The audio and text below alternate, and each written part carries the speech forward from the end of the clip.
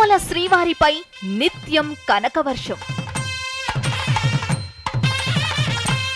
భద్రాద్రి రామయ్య దండాలకే పరిమితం.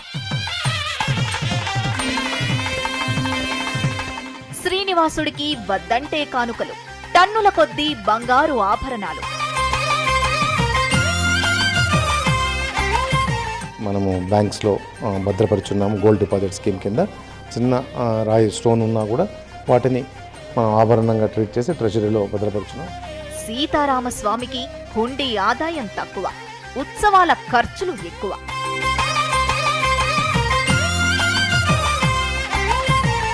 గతంతో పోలిస్తే ప్రతి సంవత్సరం కూడా భద్రాచలం దేవస్థానం ఆదాయం పెరుగుతూనే ఉంది, కానీ పెద్ద ఎత్తున గణనీయంగా పెరగట్లేదు. భద్రాద్రిలో భక్తులు పెరుగుతున్నా పెరగని రాబడి. సీతారామస్వామి చేసిన నేరము ఏమి?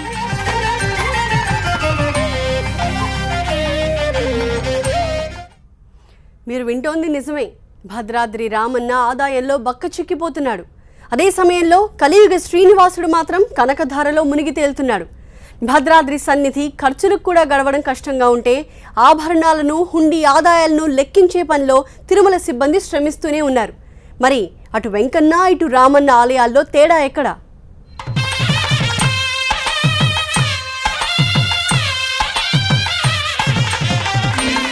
నమో వెంకటేశాయ నామస్మరణతో మారుమోగే తిరుగిరులో కేవలం కొండలే కాదు, స్వర్ణ శిఖరాలు. సప్తగిరులపై కొలువుదీరిన కోనేటిరాయుడి దివ్య దర్శనం కోసం రోజు వేల మంది తరలి వస్తూనే ఉంటారు.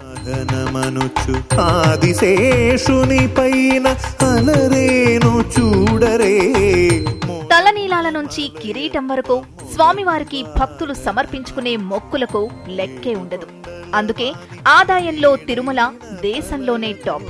ప్రపంచంలోనే అత్యంత సంపన్నమైన దేవుడు కూడా తిరుమల శ్రీనివాసుడే.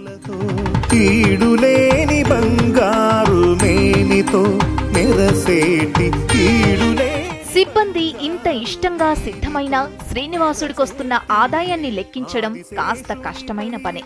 ఎందుకంటే ఇప్పుడు స్వామివారి ఆదాయం లక్షల్ని దాటి కోట్లను చేరింది. 1-2 కాదు, రోజు 3 నుంచి 4 కోట్లు రావడం సాధారణమైపోయింది.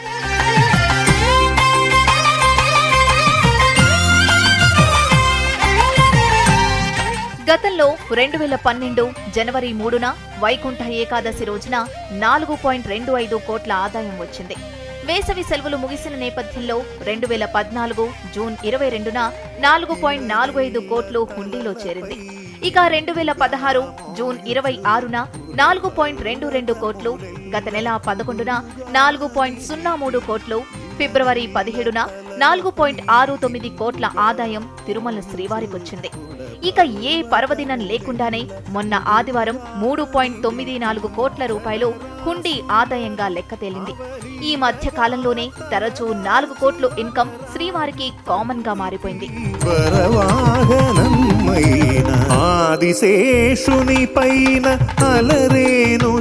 శ్రీవారి ఆదాయం లెక్కలు చెప్పడానికి కారణం భద్రాద్రి రామయ్య పేదరికమే. తిరుపతికి భద్రాద్రికి లింక్ ఏంటి అనుకోవచ్చు, కానీ అసలు ఖర్చులకు కూడా వెనకాడే పరిస్థితి భద్రాచల సన్నిధిలో ఉంటే ఖచ్చితంగా బేరీజు వేసుకోవాల్సిన విషయమే అంటున్నారు కొందరు భక్తులు.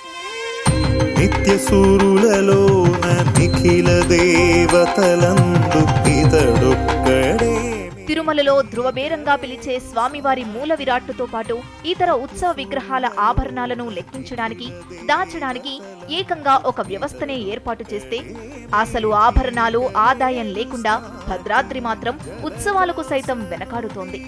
రానున్నది శ్రీరామనవమి కావడంతో ఈసారి వైభవంగా రాములవారి కళ్యాణానికి పూర్తి స్థాయిలో ప్రభుత్వంపైనే ఆధారపడే పరిస్థితి కనిపిస్తోంది.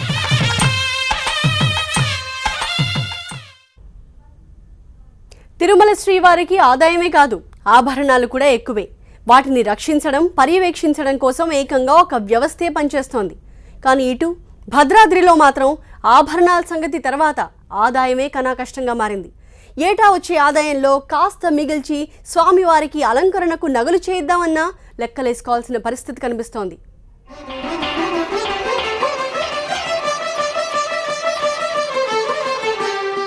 భద్రతా కారణాల రీత్యా శ్రీవారి ప్రస్తుత ఆభరణాల విలువెంత, ఏ ఆభరణాలున్నాయన్నది టీటీడీ గోప్యంగా ఉంచుతోంది. కానీ ఇంతకు ముందు చెప్పిన లెక్కల ప్రకారం శ్రీనివాసుడి బొక్కసంలో 11 టన్నులకు పైగా స్వర్ణాభరణాలున్నాయి. వాటి విలువ తక్కువలో తక్కువ 40 కోట్ల నుంచి 60 కోట్ల దాకా ఉండొచ్చు. 12వ శతాబ్దంలో శ్రీకృష్ణదేవరాయల కాలంలో స్వామివారికి కానుకల వెల్లువ ప్రారంభమైంది. అప్పట్లో కోనేటి రాయుణ్ణి 7 సార్లు దర్శించుకున్న రాయలవారు వజ్ర వైఢూర్యాలు, రత్నమయ ఖచ్చిత ఆభరణాలు, పచ్చ, కెంపులు, గోమేధికాలు ఒక్కటేంటి విలువైన ప్రతి ఆభరణాన్ని స్వామివారి అలంకారం కోసం సమర్పించారు. ఇక ఆ తర్వాత వచ్చిన రాజులు, పాలకులు కూడా తిరుమల శ్రీనివాసుని దర్శించుకొని కోటానుకోట్ల కానుకలు సమర్పించారు. మతాలకు అతీతంగా సేవలు చేశారు. బ్రిటిషర్ల కాలంలో చిత్తూరు కలెక్టర్గా పనిచేసిన థామస్ మన్రో పెద్ద గంగాళాన్ని కానుకగా ఇచ్చారు. ఇక స్వామివారి అష్టదళ పాద పద్మారాధనకు వాడే 108 బంగారు పువ్వులను గుంటూరు జిల్లాకు చెందిన షేక్ హుస్సేన్ సాహెబ్ సమర్పించారు. అర్చన సేవకు వాడే 108 స్వర్ణ పద్మాలను సయ్యద్ మీరా కానుకగా ఇచ్చారు. ఇక వెంకటేశ్వర హేచరీస్ 13 కిలోల కిరీటం, గోయంకా ఫ్యామిలీ 10 కిలోల కిరీటం, పెన్నా సిమెంట్స్ 5 కోట్ల విలువైన వజ్రాలతో కూడిన కటి వరద హస్తాలను సమర్పించింది. ఆకాశరాజు ఇచ్చిన కిరీటంగా చెప్పబడే ఒక కిరీటం ఉంది. తరువాత సురాజ్మల్ కిరీటం అనేది ఒకటి ఉంది. చాలా ముచ్చటగా, చాలా అందమైన పనితనంతో చేయబడింది ఇది. తరువాత స్వామివారి ఖజానా నుంచి వజ్రాలను, తర్వాత బెల్జియం నుంచి కొనుగోలు చేసిన వజ్రాలతో, పూర్తి వజ్రాలతో చేసిన ఒక వజ్ర కిరీటం ఒకటి స్వామివారికి ఉంది. ఇది కాక ఈ మధ్య భక్తులు సమర్పించిన 2 బంగారు కిరీటాలు వజ్రాల పతకాలతో చేసినవి ఉన్నాయి. ఇవి కాక ప్రధానమైన గరుడమేరు పచ్చ 6 కిరీటాలు, 20 ముత్యాల హారాలు, 50 కాసుల దండలు, ఉత్సవ విగ్రహాలు, 7 కిరీటాలున్నాయి. అంతేనా, సువర్ణ పద్మపీఠం, సువర్ణ పాదాలు, నూపురాలు, పగడాలు, కాంచిగుణము, ఉదర బంధము, దశావతార హారము, వడ్డానం, చిన్న కంఠాభరణం, బంగారు పులిగోరు, గోపుహారము, సువర్ణ యజ్ఞోపవీతం, తులసీపత్రహారం, చతుర్భుజ లక్ష్మీహారం, అష్టోత్తర శతనామహారం, సహస్రనామహారం, సూర్య కఠారి, కటి వరద హస్తాలు, కడియాలు, భుజదండ భూషణాలు, నాగాభరణాలు, భుజకీర్తులు, కర్ణపత్రాలు, శంఖు చక్రాలు, శాలిగ్రామహారం, ఆకాశరాజు కిరీటం, చెప్పుకుంటూ పోవాలే గాని ఆ ఆభరణాలు ఇంకా బోలెడు స్వామివారి ఖజానాలో ఉన్నాయి. భక్తులు శ్రీవారి మీద ప్రేమతో, భక్తితో ఎన్నో కానుకలు సమర్పిస్తూ ఉంటారు.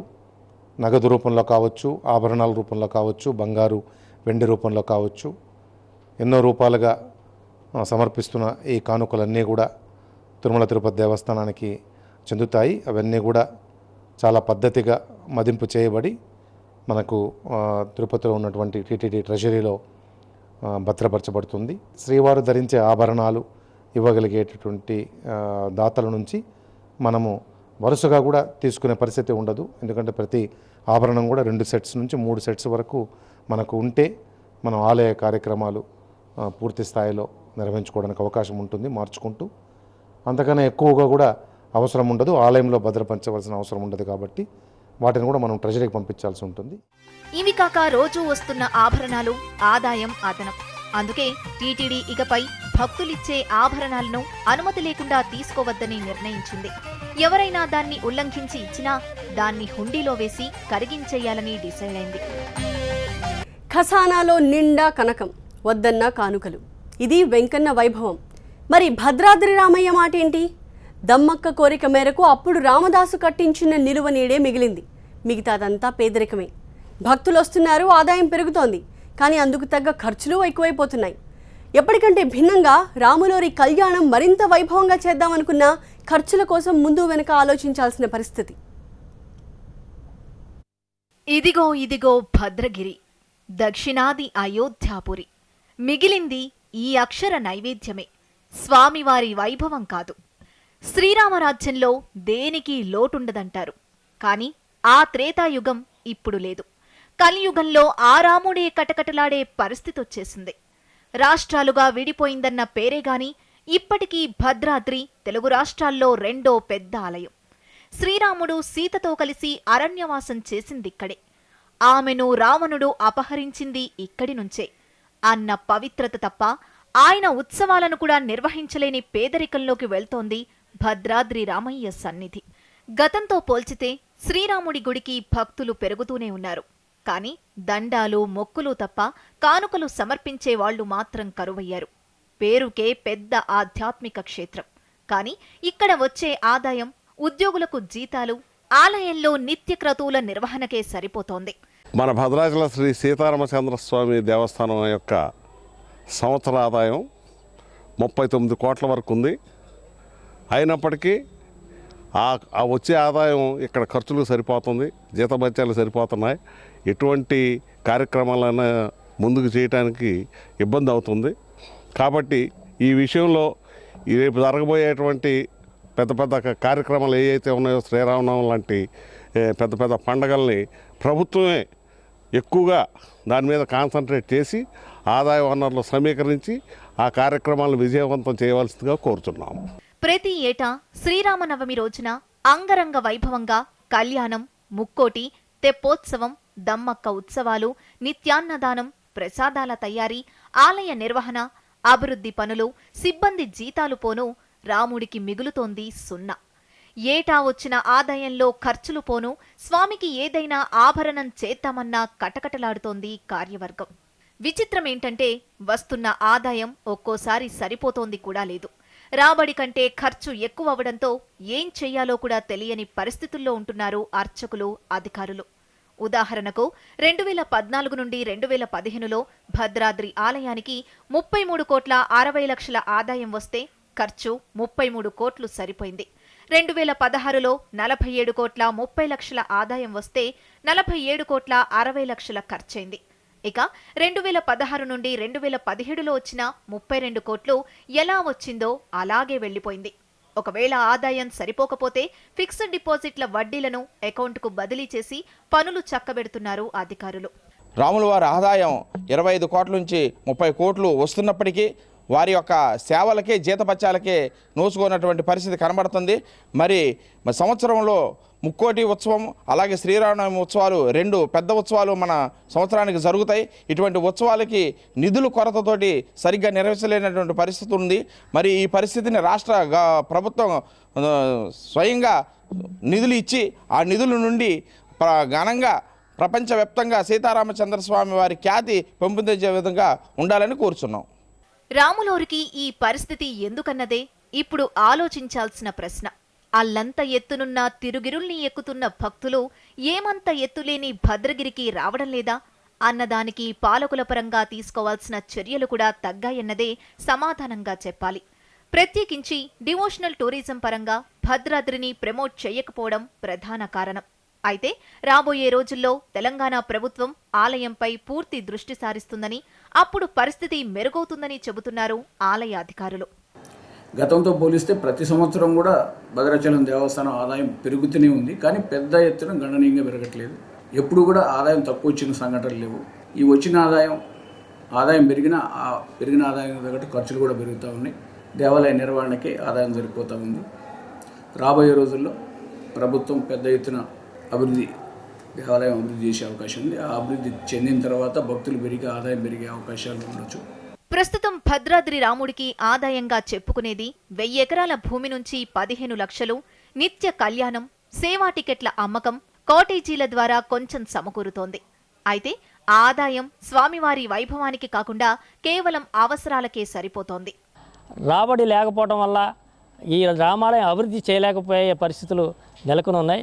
కనుక ప్రభుత్వం ఇంకా దేవాలయం పూర్తి స్థాయిలో అభివృద్ధి చెందాలన్నా, అలాగే ఈ ఉత్సవాలని ఘనంగా నిర్వహించాలనుకుంటే ఈ ప్రభుత్వం దీనిపై ప్రత్యేకంగా దృష్టి సారించాల్సిన అవసరం ఉంది. రామాలయాన్ని, అలాగే రాముల వారిని పేదవారిగా కాకుండా అందరికీ అందుబాటులో ఉండే విధంగా సహాయం చేసి ఈ యొక్క ఉత్సవాలను ఘనంగా నిర్వహించడానికి ప్రభుత్వం దీనిపై దృష్టి సారించాలని చెప్పి మేము కోరుతా ఉన్నాం. ఇక ఆభరణాల పరంగా చూసినా కూడా అప్పట్లో రామదాసు వినిపించిన నిందాగీతంలో నగలు తప్ప చెప్పుకోదగ్గ అలంకరణలకు స్వామివారు నోచుకోవడం లేదు. స్థానికులు, ఆలయ సిబ్బంది సూచిస్తున్న దాన్ని బట్టి చూస్తే భద్రాద్రిని డివోషనల్ వైపు వడివడిగా అడుగులు వేయించాలి. యాదాద్రి తరహాలో భద్రాద్రిని కూడా హై స్పీడ్లో అభివృద్ధి చేయాలి. భద్రాద్రి అంటే ముక్కోటి, శ్రీరామనవమి మాత్రమే కాదు, ఇతర పర్వదినాల్లోనూ భక్తుల తాకిడి పెరిగేలా చర్యలు తీసుకోవాలి. ఈ నేపథ్యంలో వీలైనంత త్వరగా అభివృద్ధి బాట పట్టిస్తేనే నిరుపేద రాముడు కూడా సంపన్న దేవుడిగా మారిపోతాడంటున్నారు స్థానికులు.